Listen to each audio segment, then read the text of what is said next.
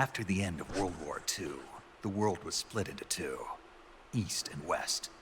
This marked the beginning of the era called the Cold War.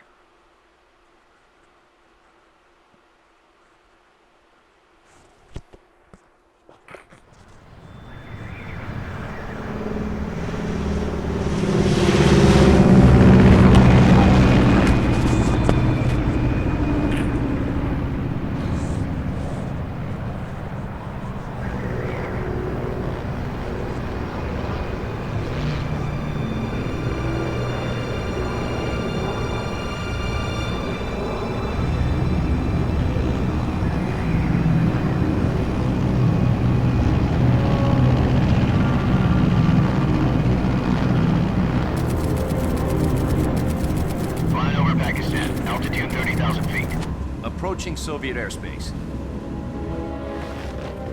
20 minutes to drop off. Commencing internal depressurization. Equipment check. Arm main parachute. All right. You ready to go? Drop zone still showing a high pressure mass. Cav okay. Good. We've got high visibility.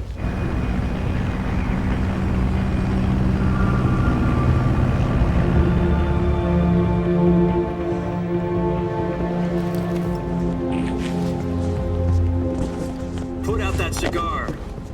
Connecting oxygen hose to interior connector. Put on your mask.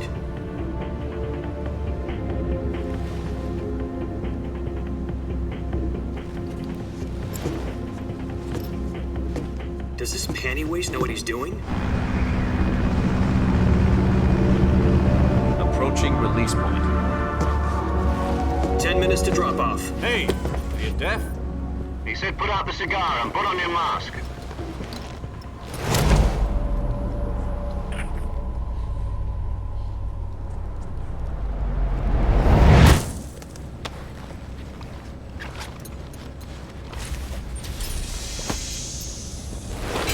Depressurization complete.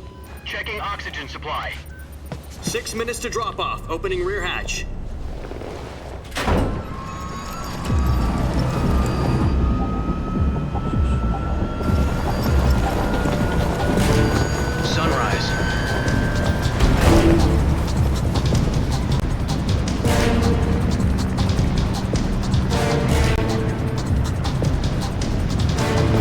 Temperature minus 46 degrees Celsius. 2 minutes to drop off. Stand up. You'll be falling at 130 miles per hour. Try not to get frostbite from the wind chill. 1 minute to drop off. Move to the rear. Activate bailout bottle. This is one for the history books. The world's first halo jump. 10 seconds to drop off. Stand by. Status okay, all green. Prepare for drop-off. Countdown. 5, 4, 3, 2, 1. Spread your wings And fly. God be with you.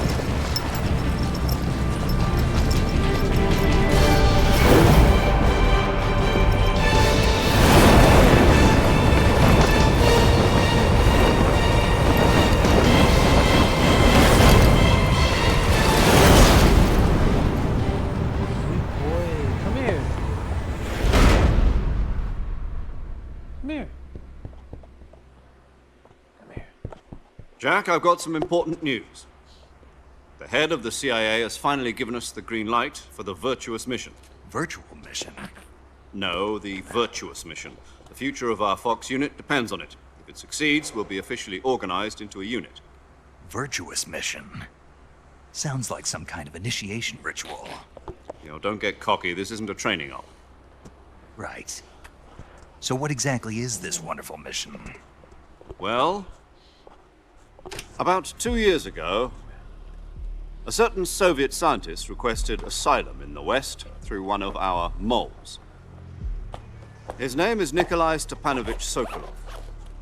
He's head of the OKB 754 Design Bureau, one of the Soviets' top-secret weapon research facilities, and the East's foremost expert on weapons development. Sokolov? Isn't he that famous rocket scientist? The very same. On April the 12th, 1961, the Soviets achieved the first manned spaceflight in history. The Earth was blue, but there was no God. Well spoken. The rocket that carried Yuri Gagarin to orbit was the A-1, known as the Vostok rocket.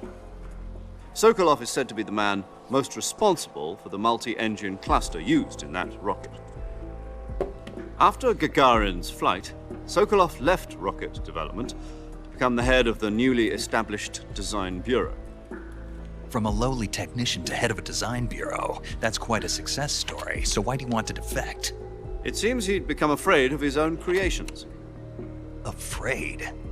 Call it a crisis of conscience. And for that, he left his country and his family behind and went over the fence?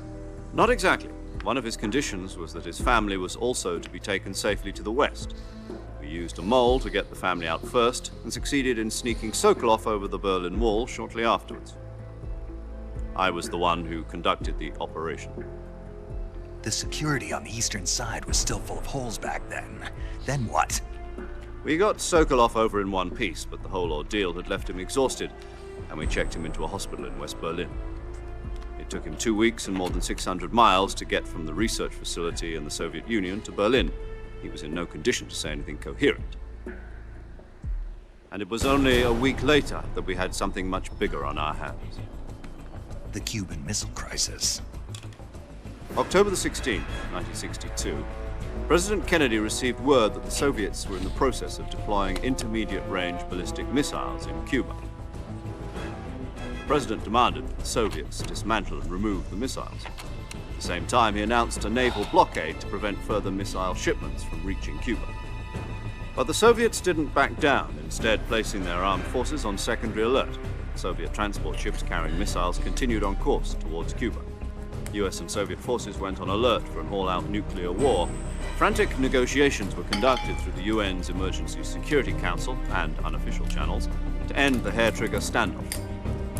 Finally, on October the 28th, the Soviet Union agreed to remove its missiles from Cuba, and so the world avoided a nuclear holocaust.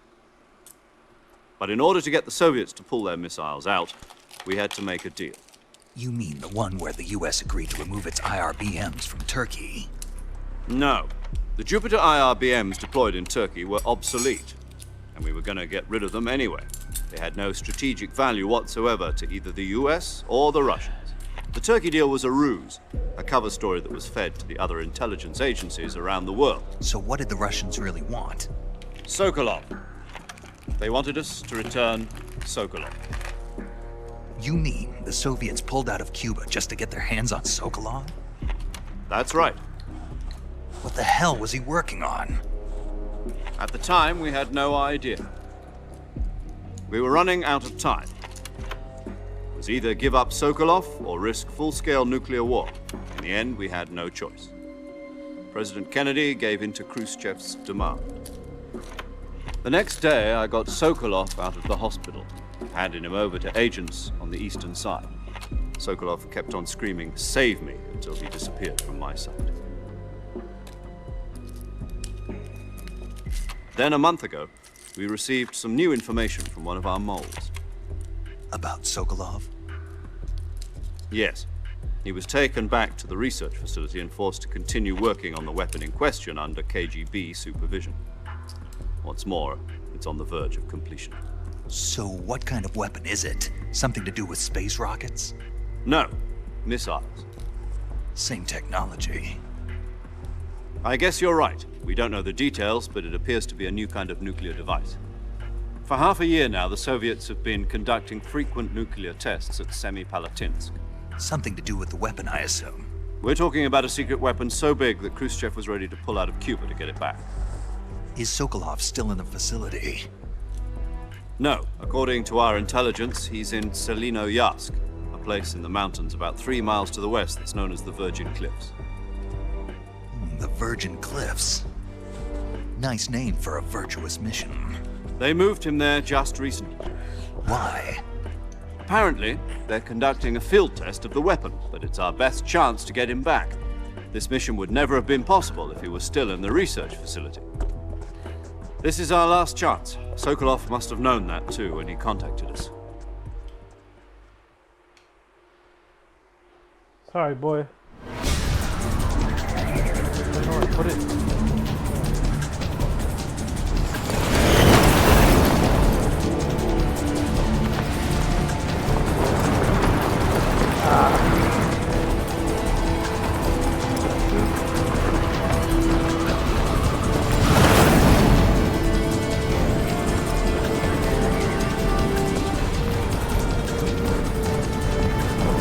Listen up, Jack.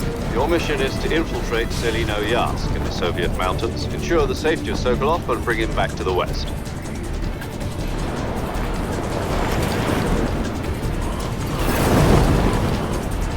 If we don't get Sokolov back before that weapon is complete, we'll be facing a major crisis. The clock is ticking.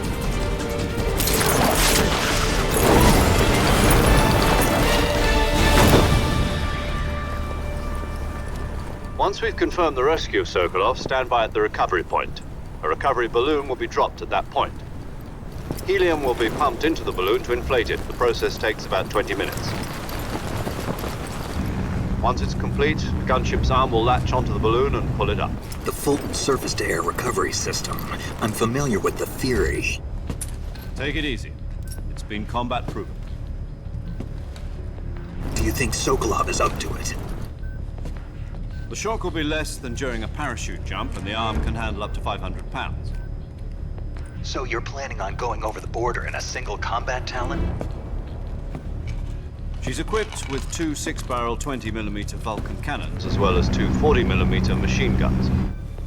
Sounds like she could hold her own against a battalion of tanks. Even with the fuel in the reserve tank, we're facing a 4-hour time limit. If all goes well, it shouldn't take more than a few hours. Home in time for dinner. But if anything goes wrong, you'll be eating dinner, breakfast, and all the rest of your meals in the jungle.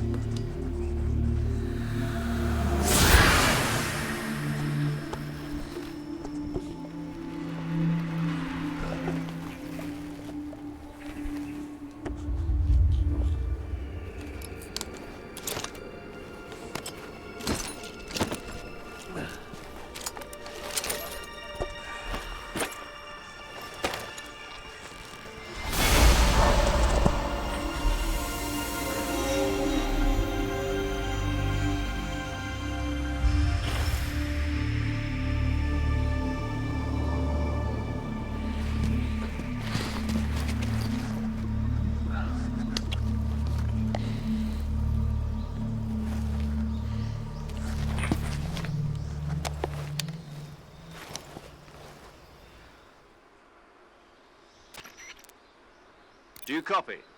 You're already in enemy territory, and somebody might be listening in. From here on out, we'll be using code names to refer to each other. Your code name for...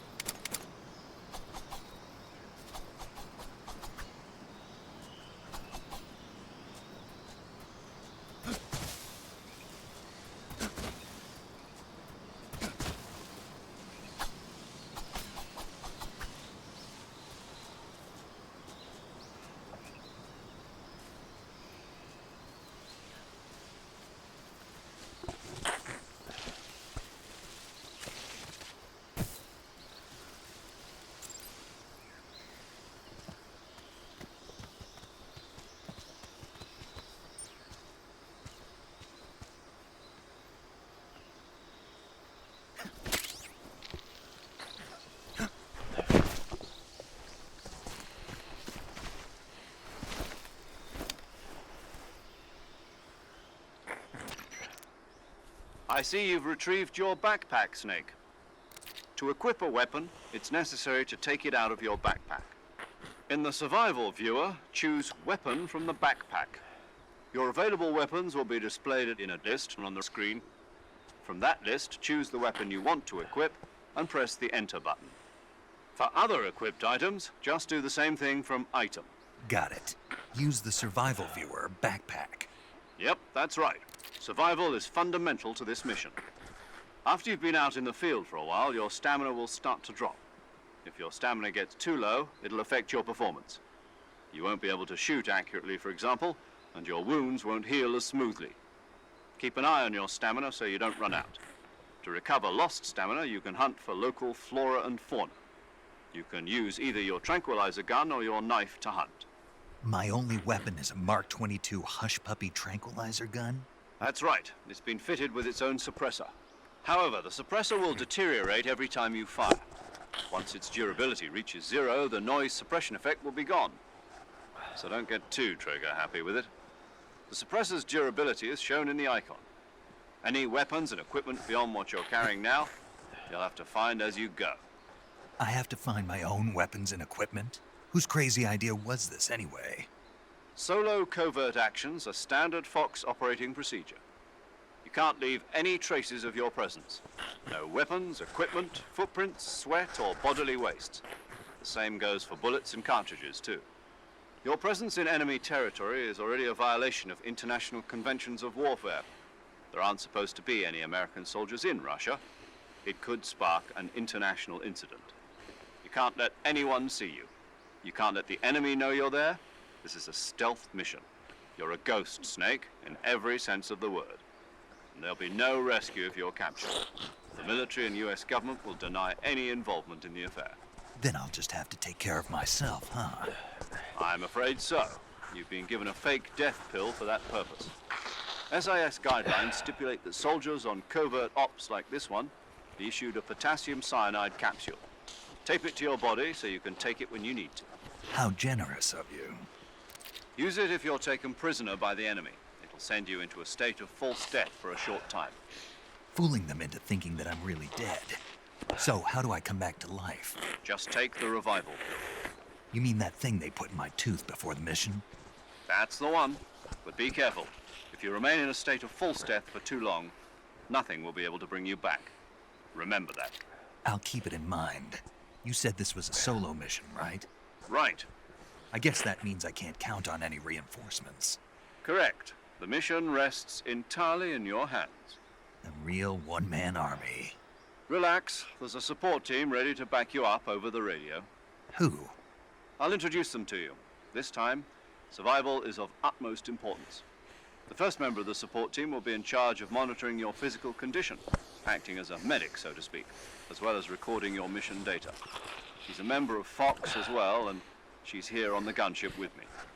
She. Hello, Snake. I'm paramedic. Nice to meet you. Paramedic. As in a medic who comes in by parachute. Aren't you going to tell me your real name? Are you going to tell me yours, Mr. Snake? My name, huh? It's John Doe. And they call you Jack for short. You're a regular Captain Nemo. A name means nothing on the battlefield. After a week, no one has a name. What's your name? Jane Doe. Very funny. I wasn't joking, but I'll tell you my name only if you manage to make it back alive. My frequency is 145.73. She's also in charge of recording your mission data. Whenever you want to save, send a message over the reserved save frequency, 140.96. So saving lets me record my mission data. That's right. It also records the state of your health. Good to know. There's one more person I want to introduce you to, Snake. Huh? Speaking of snakes, you remember the boss, don't you? A legendary soldier and your mentor. Actually, it was the boss that got the DCI's authorization in the first place. She's going to be serving as Fox's mission advisor. Boss is? She also helped me plan this mission. She and I were at SAS together. Jack, is that you? How many years has it been? Boss? That's right. It's me. Talk to me. Let me hear your voice. It's been 5 years, 72 days, and 18 hours. You've lost weight. You can tell just by the sound of my voice. Of course I can. I know all about you. Really? Well, I don't know anything about you. What's that supposed to mean? Why'd you disappear on me all of a sudden? I was on a top secret mission. You didn't need me anymore. But there were still so many things I wanted you to teach me. No, I taught you everything you needed to know about fighting techniques. I taught you all I could. The rest you needed to learn on your own. Techniques, sure. But what about how to think like a soldier? How to think like a soldier? I can't teach you that. A soldier needs to be strong in spirit, body, and technique. And the only thing you can learn from someone else is technique. In fact, technique doesn't even matter. What's most important is spirit. Spirit and body are like two sides of a single coin. They're the same thing. I can't teach you how to think. You'll just have to figure it out for yourself. Listen to me, Jack. Just because soldiers are on the same side right now doesn't mean they always will be. Having personal feelings about your comrades is one of the worst sins you can commit. Politics determine who you face on the battlefield. And politics are a living thing. They change along with the times. Yesterday's good might be tomorrow's evil. Is that why you abandoned me? No, it had nothing to do with you. I already told you, Jack. I was on a top secret mission. A soldier has to follow whatever orders he's given. It's not his place to question why. But you're looking for a reason to fight. You're a natural-born fighter, but you're not quite a soldier. A soldier is a political tool, nothing more. That's doubly true if he's a career soldier. Right and wrong have no place in his mission. He has no enemies and no friends. Only the mission. You follow the orders you're given. That's what being a soldier is. I do whatever I have to get the job done. I don't think about politics. That's not the same thing. Sooner or later, your conscience is going to bother you.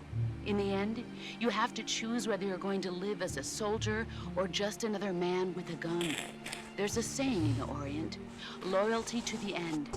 Do you know what it means? Being patriotic. It means devoting yourself to your country.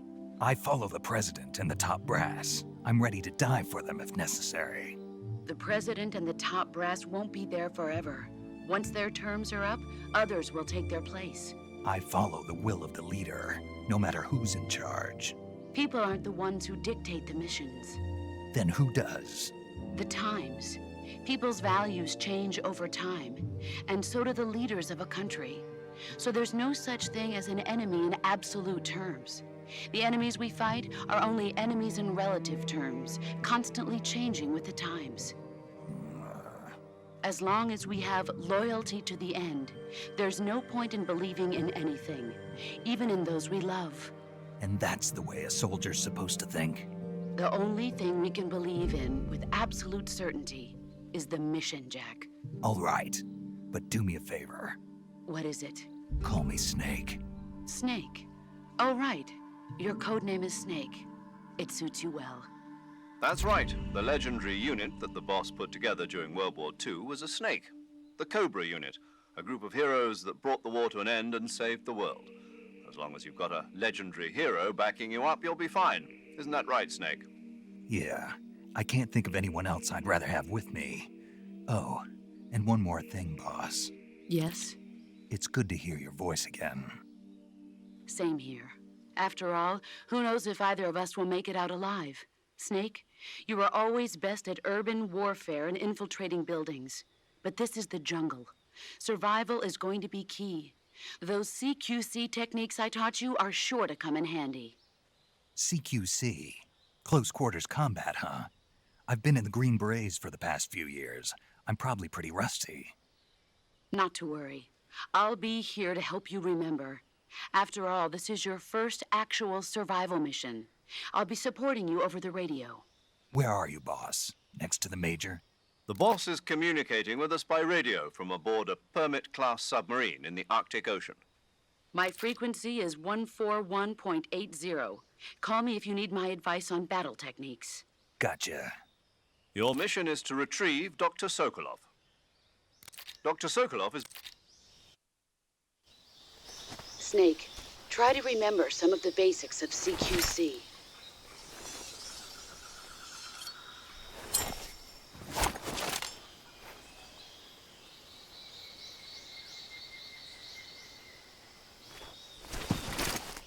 Commencing Virtuous mission now.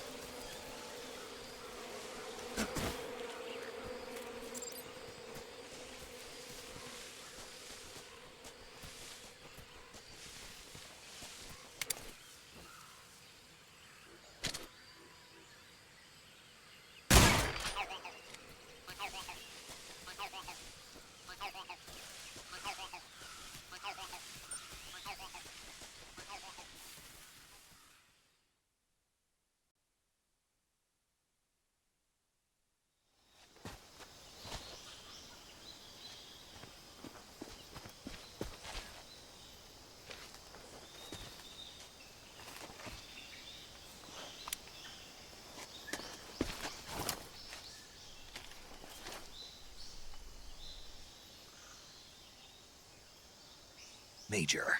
I've spotted 2 enemy soldiers. They're probably KGB troops sent to guard Sokolov. AK-47s and grenades.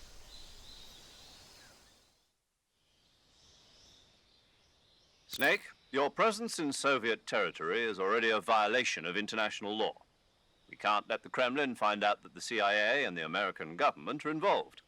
Contact with the enemy is strictly prohibited. Don't engage them in battle either. This is a stealth mission. Got that? The Major is right. The point of this mission is to sneak through the jungle without being seen. The success of the mission depends on how well you use your camouflage. Change your camouflage by selecting Camouflage from the Survival Viewer. The Uniform option lets you pick your uniform, while the Face option lets you change your face paint. Choosing camouflage that blends in with your surroundings will help you conceal yourself more effectively. Also, don't forget that anything that moves will stand out in the jungle. If you just stand up and run around like an idiot, you're bound to be spotted. But if you crawl instead, you should be able to sneak by without being noticed. You can see how effective your camouflage is by looking at the Camo Index. The Camo Index shows how well your current camouflage blends in with the surrounding area. The higher the value, the harder you are to spot, and vice versa. The key is to make yourself one with nature. Keep that in mind as you go along, okay?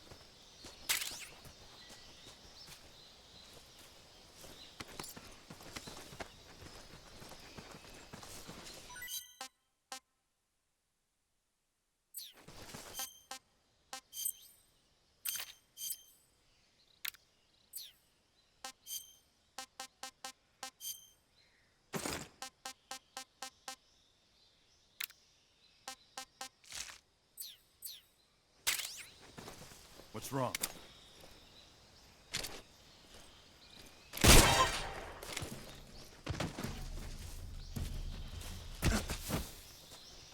What's wrong?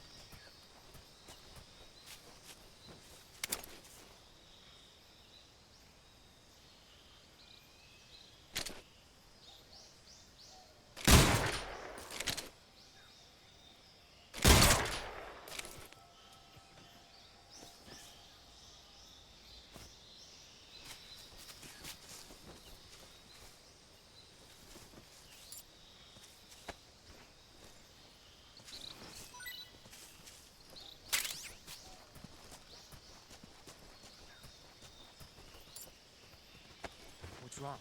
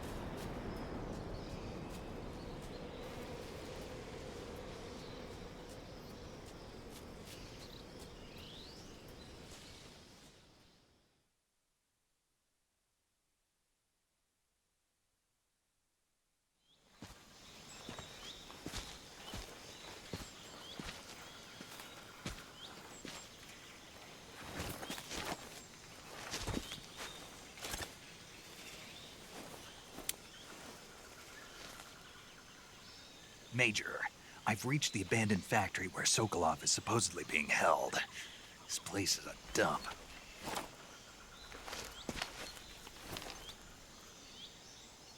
I can't see Sokolov from here. The security is pretty tight. There are sentries posted around the perimeter. I wonder how many are inside.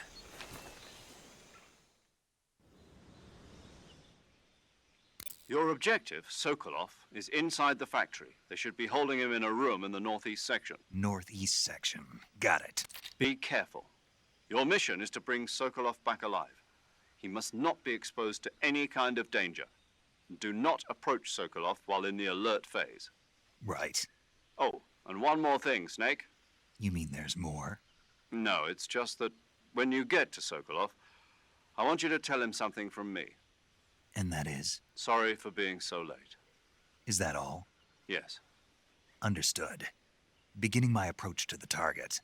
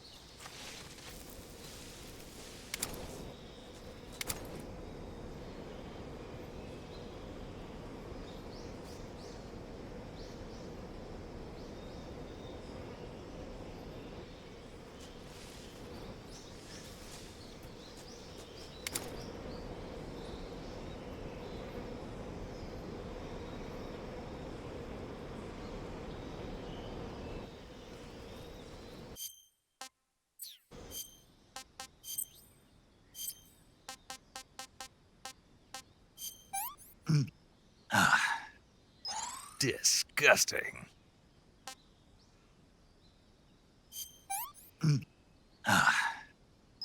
Sick.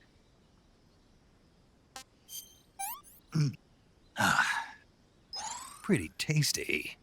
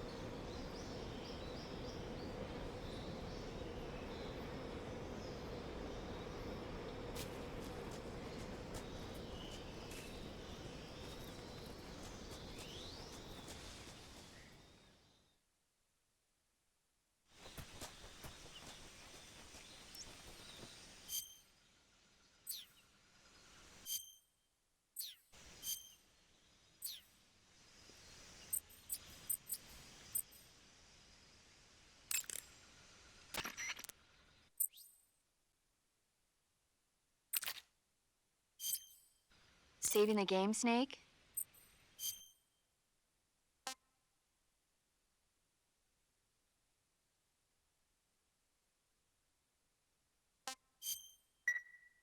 Hey, Snake, you ever heard of Godzilla, King of Monsters?